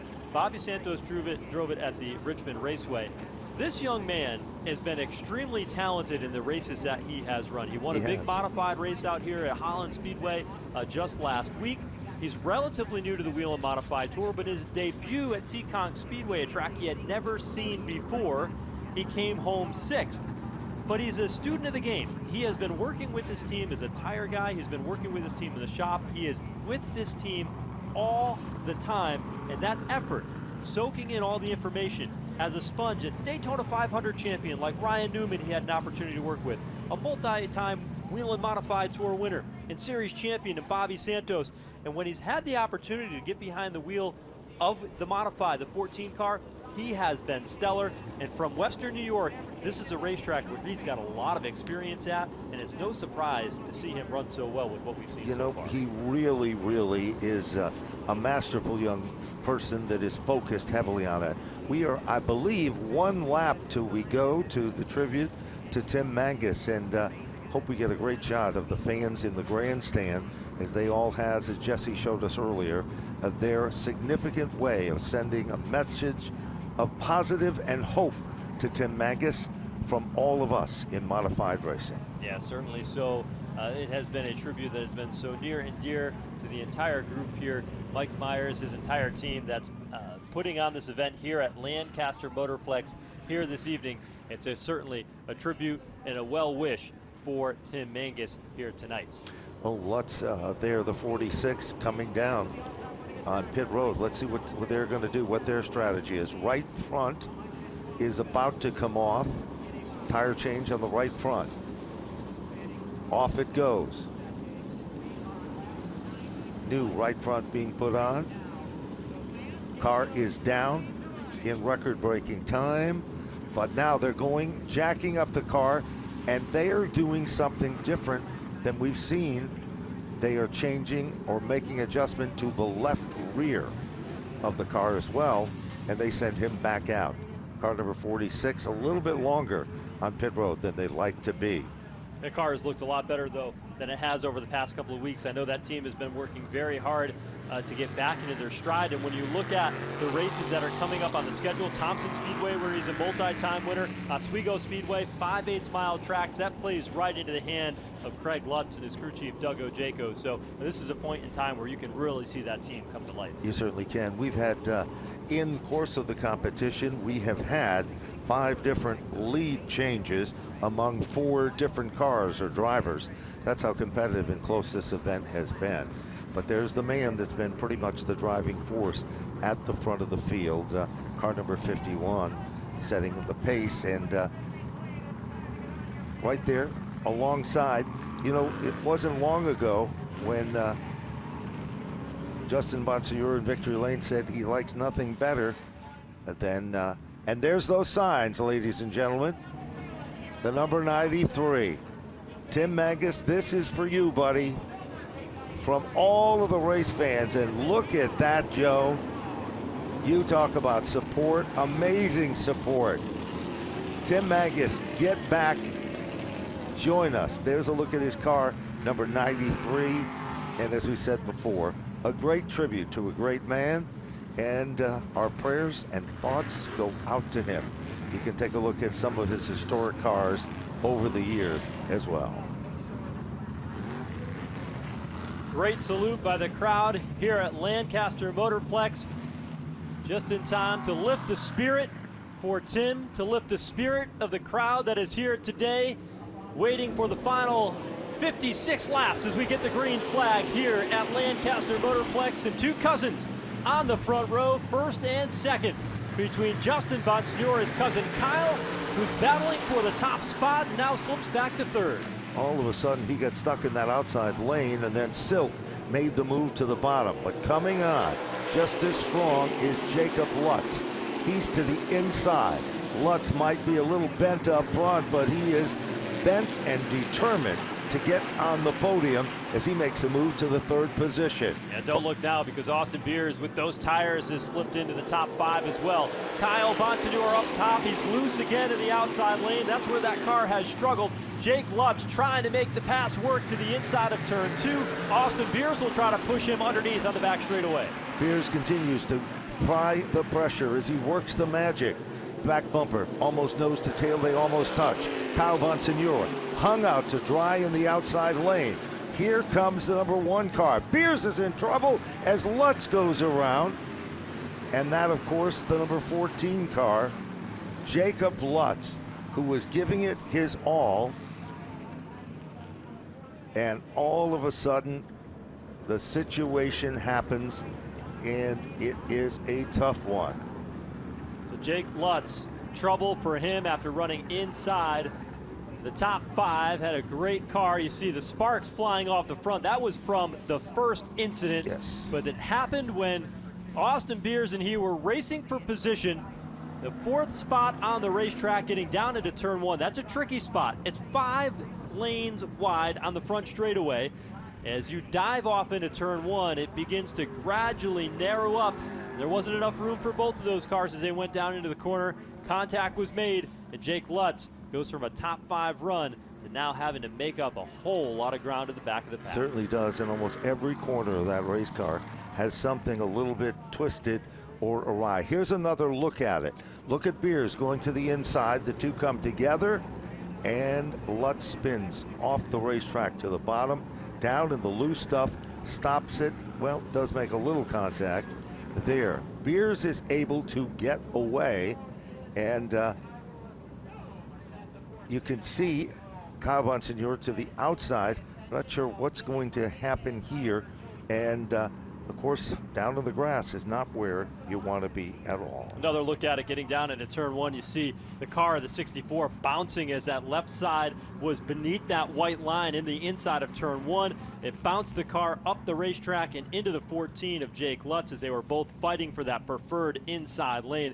Really not a lot of damage on the 14 car of Lutz. Fortunately enough, that styrofoam block certainly didn't bend up that bumper. That was already done before, but the damage was done in the track position. Certainly was. The old school styrofoam block there is the original version of the safer barrier, and so forth with it. But that car did not, most of that damage was done previously as they're checking the racing surface itself. Once you get down to the grass, based on the fact in the opening of our show, you saw how much rain they got there at the racetrack, and they've done everything correct to get the entire facility as dry as possible.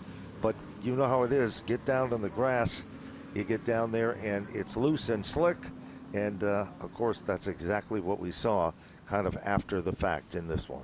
All right, race leaders back on pit road.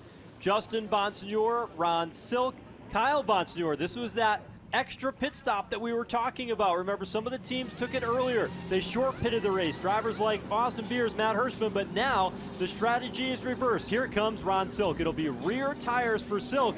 Remember, he took right sides the last time, the exact opposite for the 51 of Justin Yes, Bonsignor. they did completely the opposite. The 51 car took a right front and a right rear. Now, last time they only took a right rear. All of a sudden, the 16 car, they dropped it off the jack and it stalled. And that is going to cost them in getting back out a little time. Did not cost them any positions, though. But there is the 51. Good stop for them. New right side tires on that car as well. You know, in the old days, Joe, people made the comparison. They said in a generic form, it was kind of an old school, the old racer would say, you put on new tires, it's like opening a brand new bar of soap. It's sudsy and it's nice. After it sets in the soap dish for a while, guess what? It hardens up, it cracks, and it's never the same. That's how they used to talk about tires way back in the good old days of modified racing. On that round of pit stop, Craig Lutz won the race off of pit road. He was able to get that car serviced and back out on the racetrack quickly. Remember, he was on pit road prior, Yes. so he made a quick adjustment and got out first. Justin Bonsignor lost a couple of spots on pit road. Jake Lutz gained some ground, and for the second stop in a row, the 16 car of Ron Silk lost ground on pit road. He'll restart and line up back behind the 14 car of Jake Lutz. Now up front, what's it look like? Austin Beers has assumed the race lead. Remember, he short pitted, came down pit road with 67 laps to go. His tire's a little bit older, but we haven't seen that much green flag action since then. Patrick Emmerling will be second. Jake Johnson, Andy Jankowiak, and Tommy Catalano, who was on pit road for that issue earlier in the day today, sitting inside the top 5, all based on this round of pit stops and the strategy cycling through. It certainly is. You have to wonder about the Emmerling situation because Emmerling was a factor in the bottom of the top 10. Now, all of a sudden, due to pit strategy and changes on pit road, Emmerling finds himself up to second. Will he be able to take advantage of that second situation? Johnson has been up there. Jake Johnson in the 3 car, still shown in third. Jankowiak is there. There's a good shot of the Fleet Services number 1 car. That's the LFR chassis car. And of course, directly behind Austin Beers. And that car, you said it earlier. You said his dad, Eric Beers, had so much success at this racetrack over the years, and he was the best teacher to keep Austin in line. Remember, Austin is the defending race winner here, and the fans love him. So let's see what's going to happen. But fan favorites are among the top 3 for the locals currently, because in that 4th position, it's Jankowiak back to the front of the field. So Patrick Emmerling has been working hard to be able to get that victory here this year. They have been close a couple of times with some solid runs inside the top 5 several times here this season. He's up on the front row as we get to the final third of the New Way Auto Parts 150. Austin Beers on the bottom. The defending race winner will fire first. Green flag is out. We're back underway. Bottom of turn number 1. Beers is still in command. Emmerling is digging hard in the outside. We haven't seen anybody able to make it stick in the outside lane. Look at Catalano. He's moved to the inside of Jankowiak. Catalano has moved in, taken over the 4th position. Tommy Catalano, he is a man possessed. Remember, just a short time ago, he was on pit road. But there's Bonsignor. He is stuck in traffic for a while. There's Lutz to the inside. Jankowiak still trying to run the outside lane. Yeah, remember Catalano just ahead. He was the quickest car in the short practice session that we had earlier in the day today. No surprise to see him fast here in the late going. Lutz underneath Andy Jankowiak. gets the job down to the back straightaway. Right ahead of him, though, the 54 of Tommy Catalano is going to work underneath the 3 of Jake Johnson. He's trying to take over the 3rd spot in turn 1. A good battle shaping up right there, and all of a sudden, Catalano finds the home in position number 3. Look a little further back. Lutz has surfaced, the black 46 car among the top 5 here. Nobody getting out of the zone. The side-by-side battle is back for the 6th position. It is Bonsignor working his magic to the inside. He'll pick up the spot. Who's there with him? Here comes the 16. Oh, they make contact. 16 and the 00. Contact is made. Caution comes back out. Jankowiak.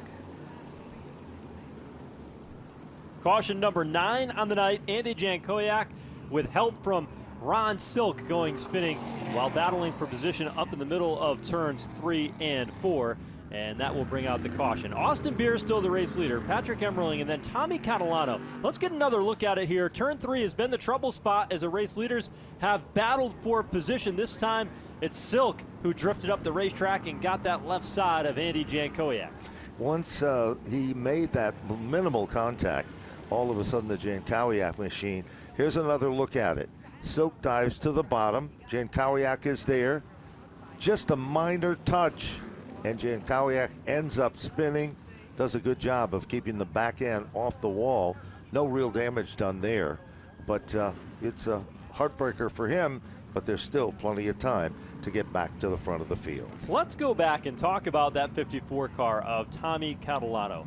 You know, when you go back and you look at the years that they have been running on the Whelen Modified Tour, Tommy Catalano was the driver. They put all the focus and all the effort into him. But this year, the brothers came out, his younger brothers, Tyler and Trevor. Trevor gets the win, the first for the Catalano family last time out at Monadnock Speedway. And he said, you know what, this week, it has certainly been a lot lighter in the shop. Everybody was, certainly going about business. It was really business as usual for us, but it was a big weight off of our shoulders, having finally able to get the victory. We talked about it at the start of the broadcast tonight. The PJ60, Patsy Joe, Patsy, his dad's father, his grandfather, that was Patsy's brother, was Joe. They raced here many, many years, had a lot of success in that family number 54.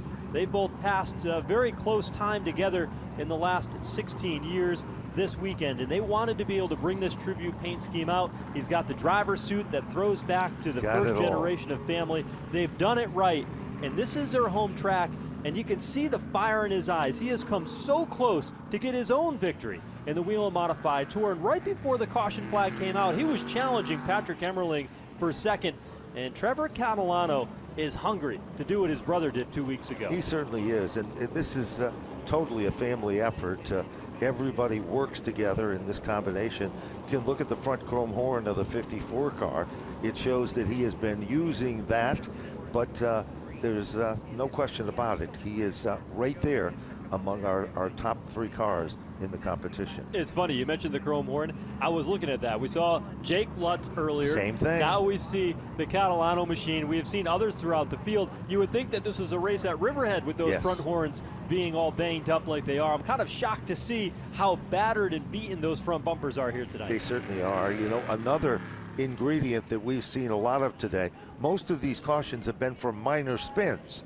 They have not been serious situations. They've been minor spins, and it looks like they're about ready to double them back up. Little different situation this time because Austin Beers will be on the inside. He's been there before, but Patrick Emmerling is going to be on the outside. Then 2 young, fierce competitors. A Catalano who has everybody in the grandstand cheering for the Catalano family. Jake Johnson, considered an outsider, but one of the best in a familiar Bowler Racing number 3 car. We've seen a lot of short runs here tonight. Will that be the same? 35 laps to go. The New Way Auto Parts 150. The 3rd edition of this race here at Lancaster Motorplex. And Austin Beers on the bottom along with Patrick Emmerling. The 2 only winners in Whelen Modified Tour history on the front row as they battle for the win tonight. No question about it. Both of these guys have won at this racetrack. Back in 2021, it was Emmerling. And then, of course, 1 year ago, it was Austin Beers. Beers won in that same year at Richmond, and this was his 2nd victory. Meanwhile, challenge for second. Catalano, Tommy Catalano, does a fierce job of moving to the inside. Tommy Catalano has moved into second. Emerling's now got his hands full. It is Craig Lutz right behind him. Meanwhile, trouble behind him. Jake Johnson goes up the racetrack. Damage on the right front for Kyle Bonsignor as well. The right front is down. The caution flag is out here. 33 laps from the finish. It'll go down as the 10th caution of the day. We talked a moment ago, Ben, about the minor spins. Well, for Kyle Bonsignor, this is going to be nothing but minor. The left front is pushed in. Right front is wobbling on that 22, and a good run for him has gone sour here as we near the Certainly finish. is. If we look at the replay of that, it was kind of a shaky situation. We saw him dart out to the outside of the racetrack. He gathered it back, but there was some contact made, of course, in the competition and the situation there. So the 22 trying to get back to pit road. And here's a look at it again. You're looking a little bit in front of it. Now watch what happens there. Jake Johnson makes contact with Bonsignor. Kyle Bonsignor tries to avoid all of this. Now watch what happens here. Jake Johnson pulls down, did not make direct contact, and he just drives away. Car number 3. Wow, tough situation. And now there's another look at it again. Justin Bonsignor was literally sideways. We kind of missed all of that. Kyle Bonsignor goes up the hill. Jake Johnson somehow avoids it as they were way off the 4th turn up on the drag strip to the upper lane of the drag strip. Let's check things out on pit road. Cam McDermott and company, they're working on the right front and what looks to be the left front of the number 22 car. Tough break for them, Joe. They had a really good run going for them again. And this team is another one of those teams just shy of visiting victory lane. Now, we've talked a little bit about the battle up front and Tommy Catalano and the strength that he has had. Let's go down to pit road and hear more on Tommy Catalano with Jesse Punch.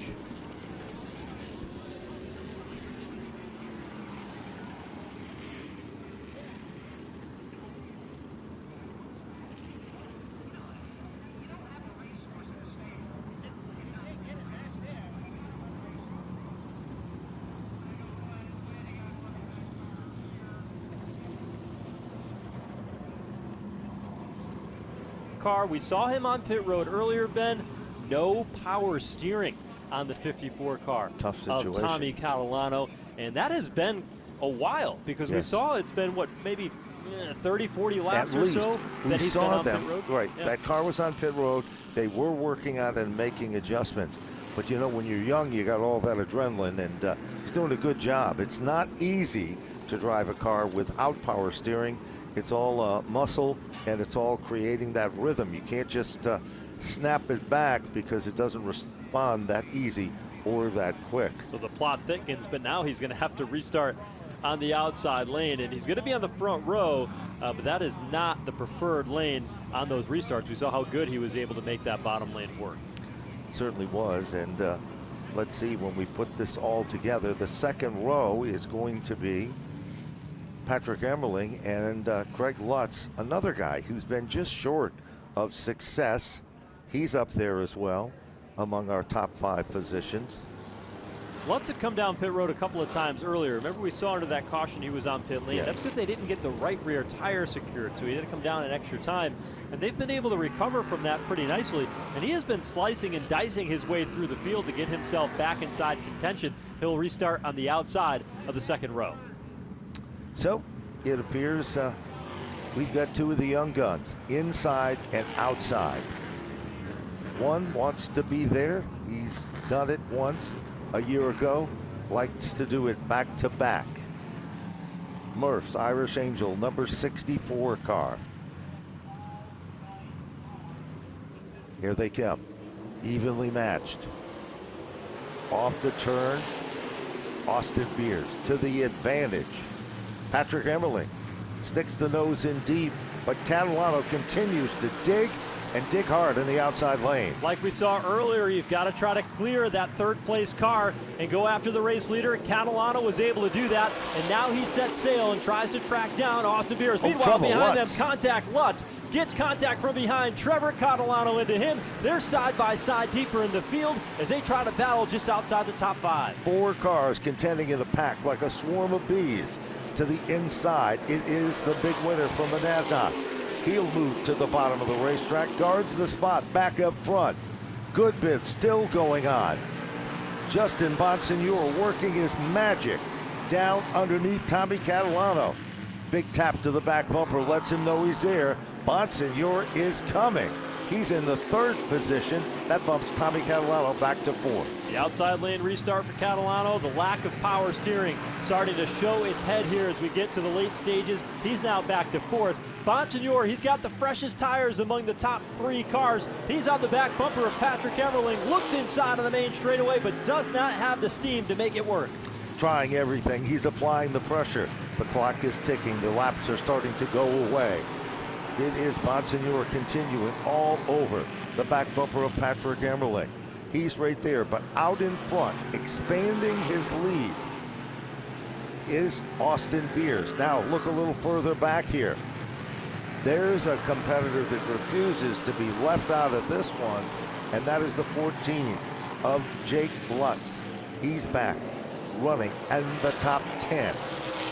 This racetrack tonight has proven to be aggressive. You saw how Jake Lutz worked to the bottom of Trevor Catalano. Catalano said, I don't think so. I'm going to give you the chrome horn. Then you see Ron Silk saying, I'm going to give you the chrome horn. Back and forth. These drivers are giving it everything they have to try to unsettle the car in front of them, root them out of the way, and create a racing group to the bottom. It's only going to take one slip up. We've seen it happen already. If you get shuffled to the outside, you usually end up going backwards. Bottom lane is where it is. That's the piece of real estate that you need to make the accomplishment. Meanwhile, back up front, Bonsignor continuing to work over Patrick Everling. Everling comes off the turn like a rocket, though, and now it appears we are back under yellow, and this time the caution. 56 of yes. Trevor Catalano. Last we saw him on screen, he was battling with Ron Silk for position on track. That was in the 8th position at that time, 7th and 8th position. They were duking it out for, and apparently we did not catch it from our vantage point, but changing the complexion, and we are down to laps to go to less than 18 and counting, Joe. Boy, there's going to be a lot of discussions in this one after the race. Is. There's going to be a lot of people who are not happy with the other person as this race unfolds here at the end. Tempers have flared here tonight for sure. They sure have. And interestingly enough, a lot of individuals that we never see get this aggressive has gotten aggressive today. And again, there's a lot of new individuals that refuses to be left out of this one.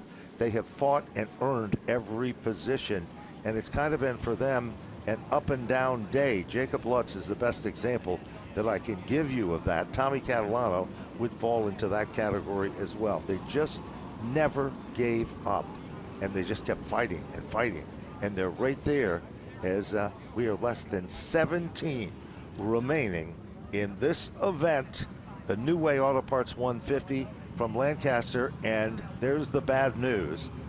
Kyle Bonsignor, number 22 car, is of course was contending, running up front all day long. Cam McDermott and crew did all the right things in the Jean-Luc car, but unfortunately contact took the 22 out of the event. Let's go down, pit. Jesse. Early into the day for Kyle Bonsignor. Kyle, you were visibly frustrated there getting out of the race car. What's going on? I can appreciate everything that Lancaster Speedway does here for us. You know, with the rain today, they got put in a bad spot. But number one, we shouldn't be racing on a track that's got standing water on it. It's dangerous, and it put us in a bad spot right there. If you're on the outside on any of these restarts, you're junk. You can't go anywhere. You got to somehow get to the bottom. The 3 car was just trying to get to the bottom, got a little bit sideways off of turn 4, and I had nowhere to go. I just nicked him with the right front tire, and it broke the rack right out of my car. Right front tire was flat. And then we come in here to try and change it because we're running for points, and they won't even let us work on the car on pit road. We got to drag it back here where we can't work on it. We're in the mud. I mean, I understand but we got to have a better plan. It's just really frustrating. We had a really good strategy. We had a really good car. I was hoping we were going to be able to follow the 51 and the 16 right up there. And, you know, the crew chief, Cam McDermott, he called an awesome race. We were up in the front the whole race. And now we have nothing to show for it. So it just stinks that, you know, basically the lack of work area at the facility is keeping us from going out there and running for points. But I got to say hi to my wife and kids at home. They're not here right now. But thanks to all my sponsors, MTT, Master Truck and Trailer, LRD, Robert Yates Race Engines, Magnus Transmissions, Munz Automotive, everybody that helps us get here. We worked really hard today. We were in a really good spot. And then for situations that just completely out of our control, we have nothing to show for it. So thanks for the time, Kyle. Yep. Frustration is there, and of course there's the damaged machine back behind the wall. And their day in their quest for points suddenly all over. But that's not the story. As we go back up front, Austin Beers, Patrick Emerling. Kind of ironic, Joe. Both of these guys have been here and won Whelen Modified Tour events. There is 14 and counting laps remaining in this event. The 2021 and 2023 winners are side by side. Then you take a look at row number 2. You've got Justin Bonsignore. His title, his credentials tell it all. And outside, right there contending, it is all of a sudden the 60 of Hirschman. We are back up to green. Bonsignore aggressive on this start to try to take over the second spot underneath Patrick Emerling, and he does off turn number 2. That's probably the biggest threat at this point in the race to Austin Beers and his opportunity to win. We saw how fast Bonsignore was, and he's got newer tires as a 16 of Ron Silk has gone around in turn 3. Ron Silk goes around. Seldom do you see this situation take place. He is one of the competitors that has been very strong and very aggressive.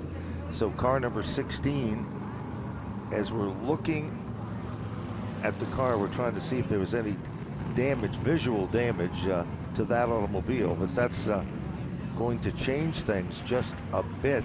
Well, here's what's interesting. You look through the championship chase, and well, let's take a look at what happened here. It's Jacob Lutz that runs down to the inside lane, locks up the left front tire. When he does, the car goes up. It's like on ice. Yes, it kind of gives a body slam to the 16 machine, and Silk ends up going around. No fault of his own. It has been one driver, right? You look at it earlier in the race today, Jacob Lutz got spun by Austin Beers in a very similar move, just diving down to the bottom, being aggressive and trying to take that inside lane. What I was about to say before the replay is that you look through the championship leaders, and usually you get to a point in the season where somebody has a bad night. And, you know, Ron Silk has a problem. He's back in 13th right now. Is that a bad night? Not terrible, but you know what? For his standards, he's been in the top 10 That's right. all season long. It might be just enough of a window for Justin Bonsignore to tighten up this championship battle here, and that's sometimes all you need to even the score. Both have been nearly flawless all year. Now, we talked about those extra tires. They've got some more tires that they can play with. These could have been qualifying tires. It could have been practice tires that they had. Race tires from earlier in the race that might be a little bit better, but now they can come down pit road and put those tires on. But here is, well, the other problem. We are down under 10 laps to go. It's almost impossible. We've heard these drivers talk about it. Jesse spoke with a driver who said, you have to get to the bottom of the racetrack. You can't get to the outside. It's almost impossible to pass. If those words are true, Ronnie Silk's got 10 laps to complete the mission to get him to the front of this field, and every position represents points. Yeah, but the good thing for him, though, is that there's only 13 cars on the lead lap, and he is 13th. So nothing to lose here by coming down pit road, getting some tires that are a bit fresher. Even if they're 10, 15 laps fresher, they might have been on the car earlier in the day. Allows you to make an adjustment for a short run. We'll have 8 laps to the finish. I'm not sure whether or not that was it from the caution flag goes by the way today has gone and the aggressiveness that drivers have shown to try to get up there and have a good run here as the second half of the season starts. Austin Beers on the bottom. Here comes Justin Bonsignore to challenge on the outside of the front row. 8 laps to go with the green flag. They rumble down to the bottom of turn number 1, off the second turn. Beers continues to set the pace. Emmerling guards the inside lane. Bonsignore, it's do or die time in the outside lane. Behind them, it is Tommy Catalano and Matt Hirschman. Now Emmerling able to shake off the 51 car, but the side-by-side bid now is for the 4th and the 5th position. And Tommy Catalano, he's working the inside of Matt Hirschman. Hirschman stuck in the high lane of the racetrack. Catalano nearly ran out of room on the bottom, dips the left side tires right on that white line, but cannot get underneath and complete the pass on Matt Hirschman. He's giving it his all. He continues to try to run on the inside. Hirschman guards the spot. Catalano, Hirschman able to shake him off. He'll maintain and move into the 4th position again. Meanwhile, it is Justin Bonsignore who is literally all over Patrick Emmerling in a quest in the 2nd position. They're coming down to 5 circuits left and remaining in this event. Austin Beers loves what he's seeing behind him. Justin Bonsignore might be a little bit quicker than Emmerling, but has not been able to charge through. How about a car that's quick, trying to pick up spots? Every spot is a point. Here comes Ron Silk. He's challenging to the back bumper of the 3 of Jake Johnson. He's already cracked the top 10. He still has time to salvage this finish here. We talked about 8 laps to go. He's trying to make the most of it. He certainly is, and they've worked their way down. Less than 3 laps to go in remaining. Silk continues to work his magic down underneath Jake Johnson. That is the battle for the 9th position. Back up front, leader still remains Austin Beers. The Sly Zabin, Ronnie Newhouse prepared car. Taps to the back bumper. It's every man for themselves. Meanwhile, contact. Jake Johnson literally threw that car in at a ton.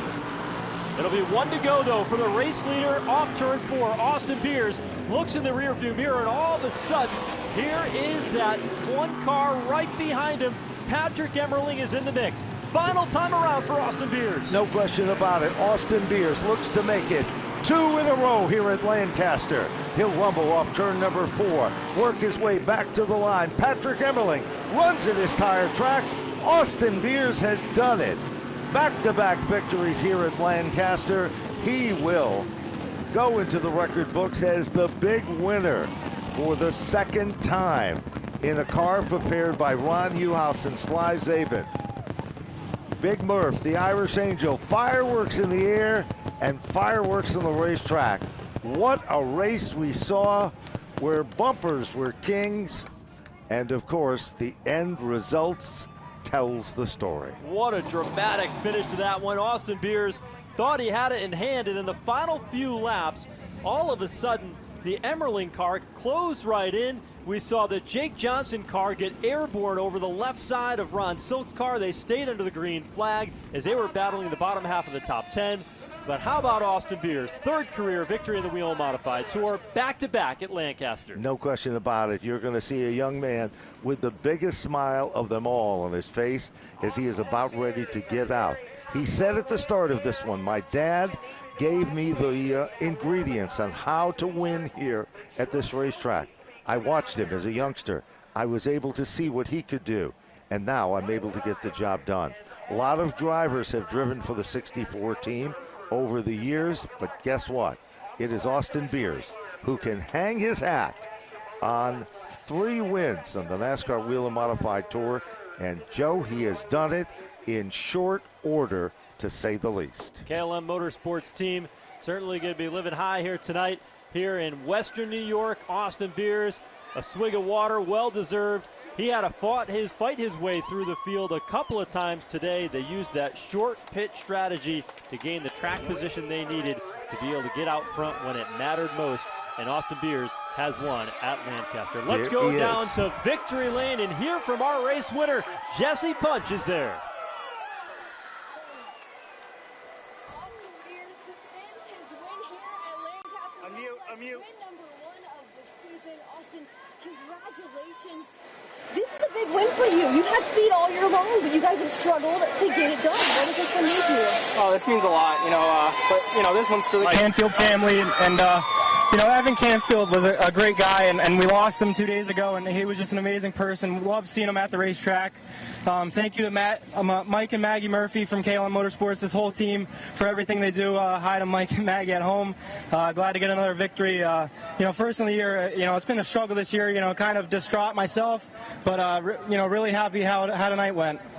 Austin, take it back to those final laps. At what point in this race did you know that you had it won? Not until I crossed the finish line. I mean, it was really tricky down in 1 and 2 with the weepers in the water. I get free there and have to, gather it in, and that's where Patrick would catch up to me. And, he ran me really well, so thanks to him, and, just a really fun race.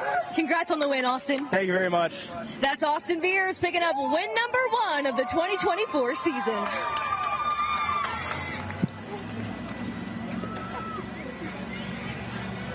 House, yep, giving him a little Gatorade and the big victory and hug to congratulate him with the Sunoco flag well in hand. And these people in the crowd here at Lancaster, great fans with a great tribute to Tim Mangus. But that's not the only story. These fans endured. They came to see a great race. And Joe, I think the New Way Auto Parts 150 definitely was a great race and another successful stop. Look at the smile on that young man's face on the NASCAR Whelen Modified Tour. Yeah, certainly was. You have to tip your hat. You talked about the weather that came in earlier in the day today. They had all the things in place. They had the air tundras here to take care of the racetrack, and they had all the equipment to get this race in here tonight. Let's go back down to Jesse Punch.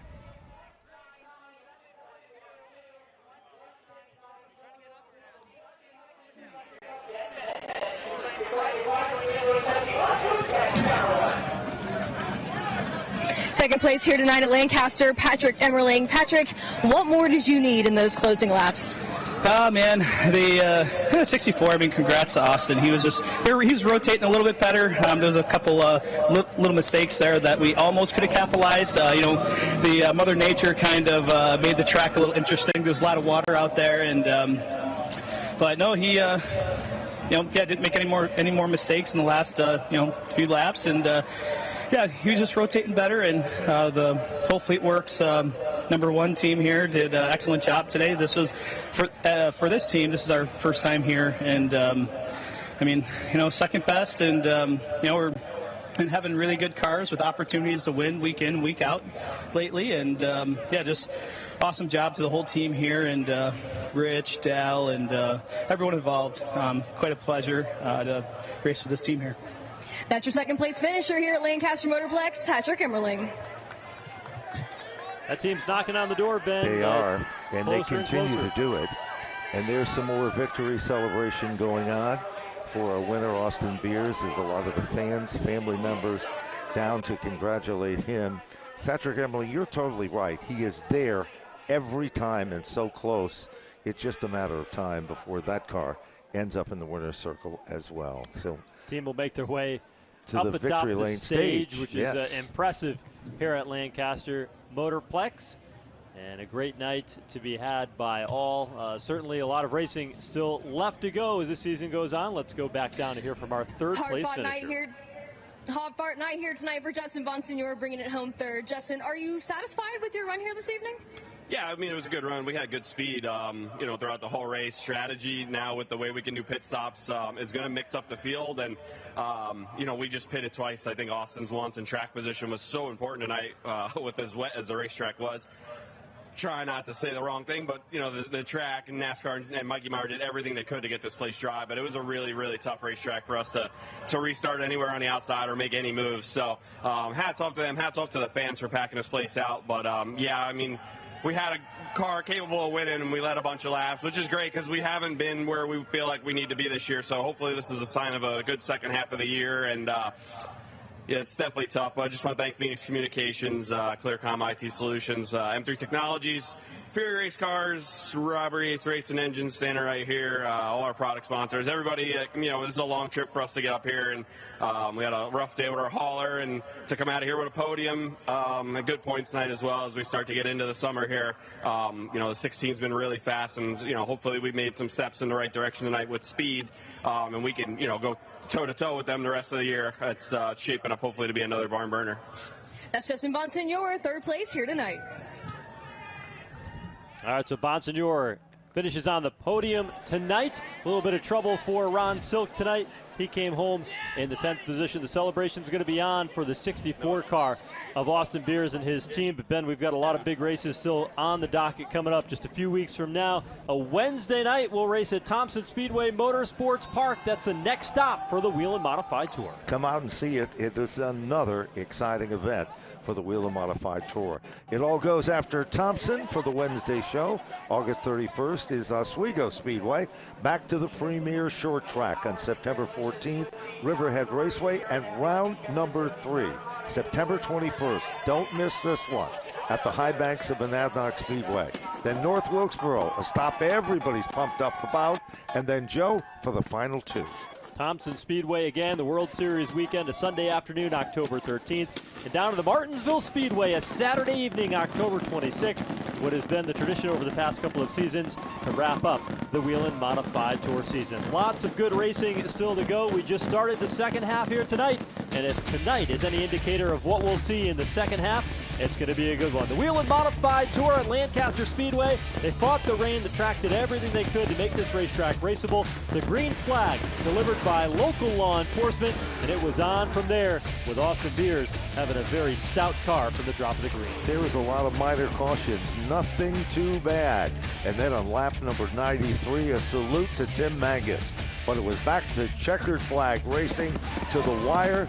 Austin Beers and the A-team, Sly Zabin along with Ronnie Uhouse. Big celebration for Austin Beers.